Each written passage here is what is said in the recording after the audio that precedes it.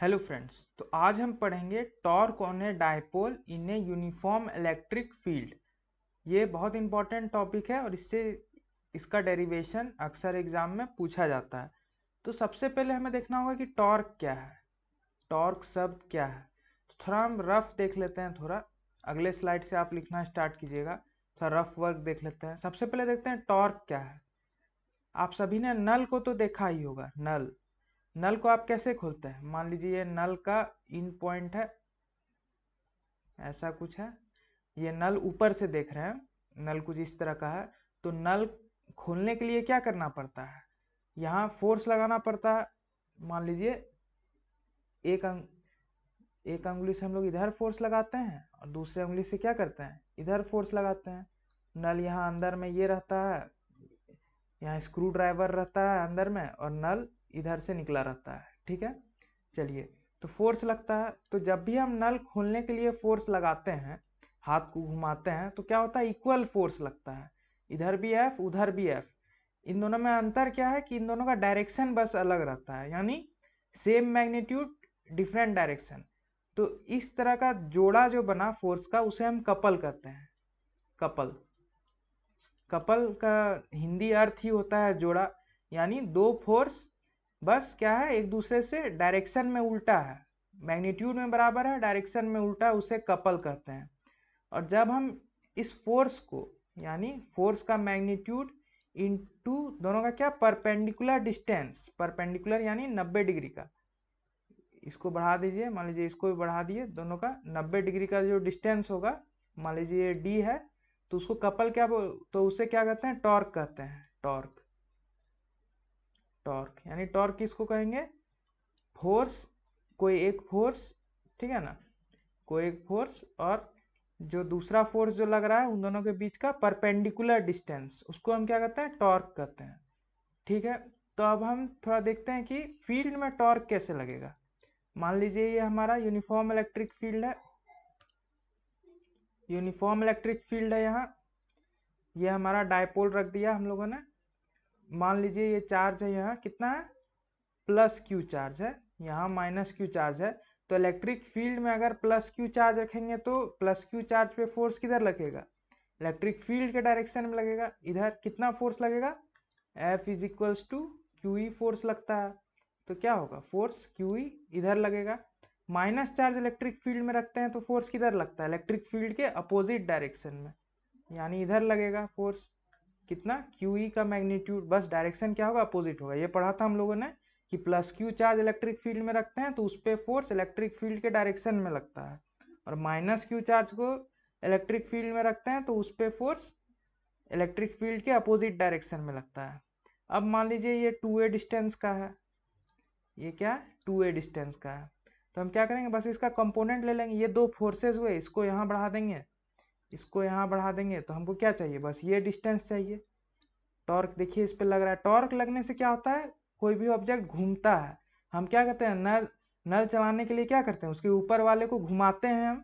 तो जब भी कोई घूमा, इसका मतलब क्या हुआ? टॉर्क लगा। कुछ घूम रहा है यानी टॉर्क लग रहा है उस पर। अपने ही जगह पे घूम रहा है तो टॉर्क लग रहा है। ठीक है, अब देखिए परपेंडिकुलर डिस्टेंस ये है। मान लीजिए ये अगर थीटा एंगल होता है 2a, तो हम पढ़े थे ट्रिग्नोमेट्री से हम निकाल देते हैं। ये 2a है, ठीक है ना, तो ये कितना होगा?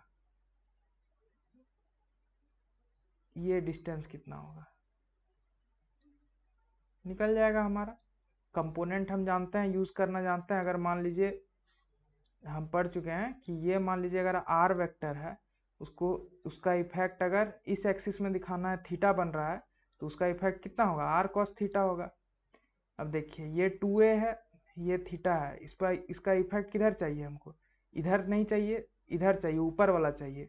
यानी इधर हो जाएगा 2a sign, sorry 2a cos theta हो जाएगा। और ऊपर वाला यानी इधर, इसका इफेक्ट कितना हो जाएगा? ये हो जाएगा 2a cos थीटा। तो परपेंडिकुलर डिस्टेंस किसके बराबर है? 2a cos थीटा के बराबर है। 2a cos थीटा के बराबर हुआ परपेंडिकुलर डिस्टेंस। तो टॉर्क कितना हुआ? फोर्स और 2a, अच्छा सॉरी ये साइन थीटा होगा, 2a साइन थीटा, इसके साथ थीटा एंगल बन रहा है तो यहाँ 2a cos थीटा और इसके साथ 90 माइनस थीटा बन रहा है यानी 2a sin theta, 2a sin theta हुआ। तो यही हो गया टॉर्क। टॉर्क बराबर F 2a sin theta, F बराबर क्या है QE 2a sin थीटा। इसी को जब हम वेक्टर में लिखते हैं तो वेक्टर a क्रॉस b का क्या होता है, a b sin थीटा होता है। तो सेम उसी तरह हम क्या लिखेंगे, sin थीटा है हमारे पास, चार्ज और 2a को हम क्या लिखते हैं p लिखते हैं, p क्रॉस e लिख देंगे हम, ये होगा हमारा टॉर्क। ठीक है, ये तो रफ में देखें, चलिए अब इसे कैसे लिखते हैं ये समझते हैं। ठीक है, तो सबसे पहले क्या करना होगा, let us consider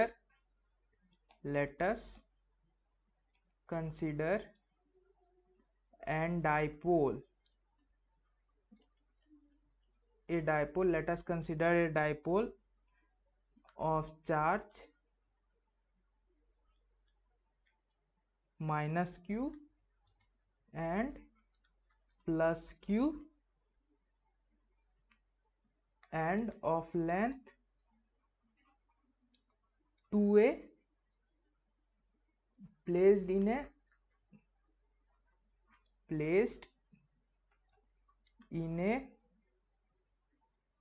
uniform electric field. Uniform कहाँ रखें, यूनिफॉर्म इलेक्ट्रिक फील्ड में रखें हम डायपोल को, यूनिफॉर्म इलेक्ट्रिक फील्ड E किस तरह रखे हैं, मेकिंग एन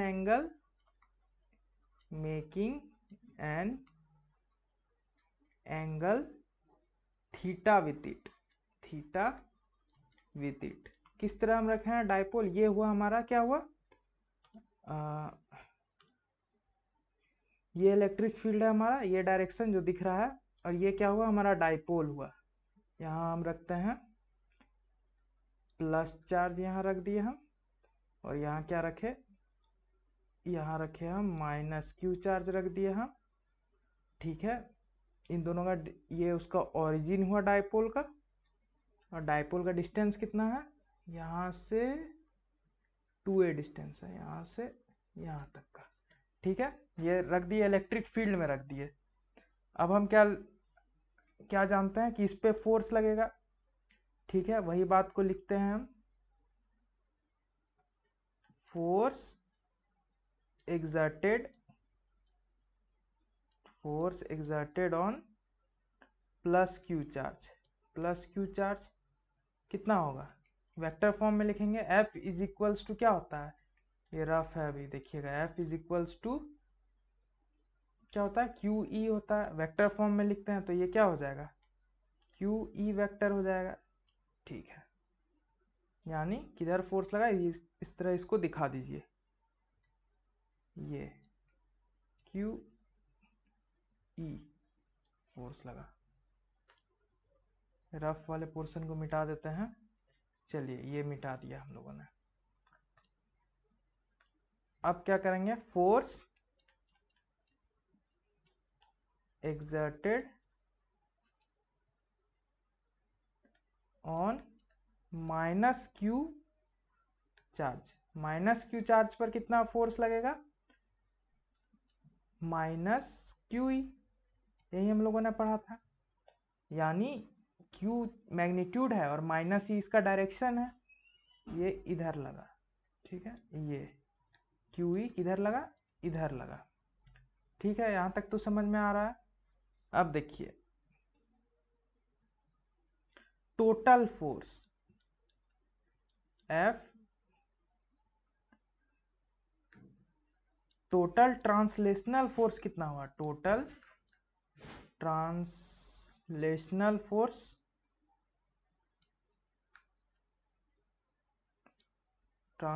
फोर्स क्या हुआ, दोनों फोर्स क्या है, वेक्टर है, तो वेक्टर में हम क्या बताए थे, F नेट लिखने के लिए क्या किए थे, हम बस जोड़ दिए थे जितना वेक्टर क्वांटिटी मिला है। तो इस बार भी वही किया, हम जोड़ दिए तो क्या हो गया, 0। टोटल ट्रांसलेशनल फोर्स क्या है, 0 है, यानी टोटल फोर्स जो इस सिस्टम में लग रहा है, मान लीजिए ये पूरा सिस्टम में एक फोर्स इधर लग रहा है, एक फोर्स इधर लग रहा है, दोनों कैंसल आउट कर रहा है। ठीक है, ट्रांसलेशनल फोर्स कहते हैं इसको।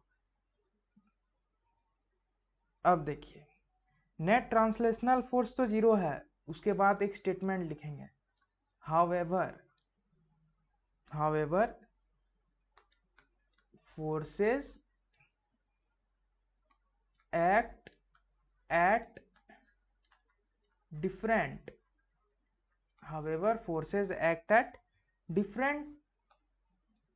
parts of dipole। क्या कर रहे हैं? Force different parts of dipole पे एक्ट कर रहे हैं। hence they form a couple। वो क्या कर रहे हैं? कपल फॉर्म कर रहे हैं, फोर्स का एक जोड़ा फॉर्म कर रहे हैं। which exerts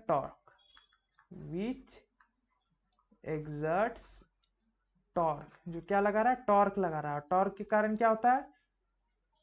रोटेशन होता है, रोटेशन मूवमेंट होता है। ठीक है, तो अब हम लिखते हैं torque is equals to, torque का डेफिनेशन जो है either force into perpendicular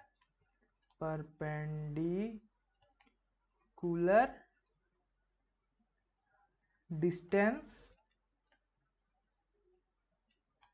between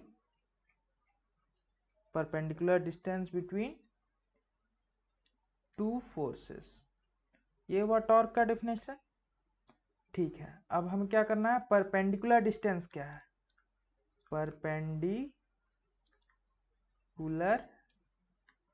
distance, दोनों के बीच का परपेंडिकुलर डिस्टेंस है हमारा 2a साइन थीटा। ये दिखा देंगे पिछले स्लाइड में, मैंने क्या बताया? कंपोनेंट है ये 2a है, इसे इस तरह दिखा देते हैं। ये डाइपोल के साथ कितना एंगल बना रहा है? सॉरी, इलेक्ट्रिक फील्ड के साथ थीटा एंगल बना रहा है। ये यहाँ दिखा दीजिएगा आप, ये थीटा एंगल बना रहा है। अब हम क्या करेंगे? इसे ऐसे सबस्टेंड कर देंगे, आगे बढ़ा देंगे।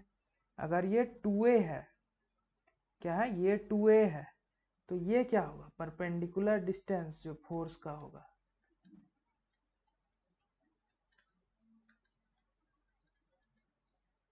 ये हो जाएगा 2a साइन थीटा।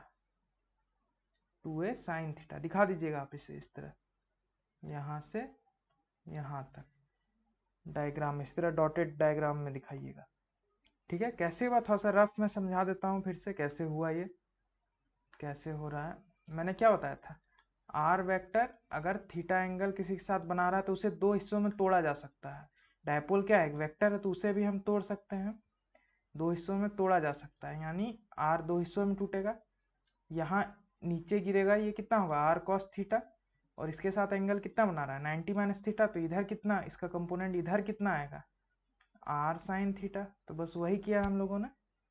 ये क्या हो गया? ये था P, ये था P cos theta, P sine theta, या इस डिस्टेंस को ही हम लोगों ने तोड़ दिया। ठीक है, परपेंडिकुलर डिस्टेंस आ गया हमारा, 2a साइन थीटा आ गया।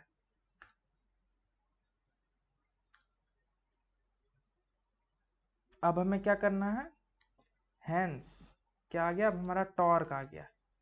Torque is equals to, torque क्या होता है? फोर्स, इधर फोर्स कितना है? फोर्स का मैग्नीट्यूड Q इंटू ई है, और परपेंडिकुलर डिस्टेंस कितना है? 2a साइन थीटा है। तो इसे हम लिख देंगे, थोड़ा अरेंज कर देते हैं, Q2QA ई साइन थीटा। अब हम क्या जानते हैं कि 2Q इंटू ए क्या है? P है। We know that dipole moment का मैग्नीट्यूड क्या होता है? चार्ज इंटू डिस्टेंस, यानी Q इंटू 2a होता है। ये हुआ, तो टॉर्क को हम कैसे लिखेंगे? टॉर्क हो गया हमारा P E साइन थीटा हो गया, ये टॉर्क हो गया हमारा। अब हम क्या करेंगे? इसे वेक्टर फॉर्म में लिखेंगे, टॉर्क इन वेक्टर फॉर्म, ये क्या है, एक वेक्टर क्वांटिटी है।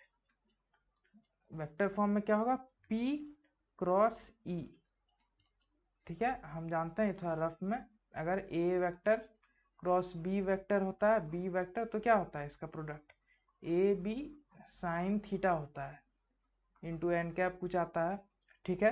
तो यहाँ भी P क्रॉस E का क्या प्रोडक्ट होगा, PE साइन थीटा होगा और कुछ डायरेक्शन आएगा, तो यहाँ ये फॉर्मूला सही है, ठीक है। अब कुछ स्पेशल केस पढ़ते हैं, इस पे स्पेशल केस होगा कुछ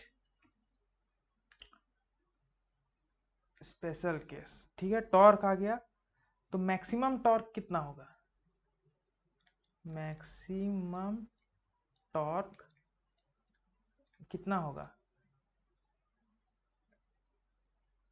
कब होगा, when theta is equals to, torque बराबर क्या होता है, p sine theta.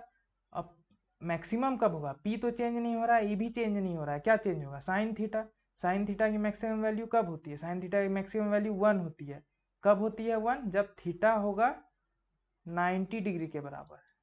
Maximum torque when theta is equals to 0, तो टॉर्क क्या होगा, पीई मैक्सिमम हो गया।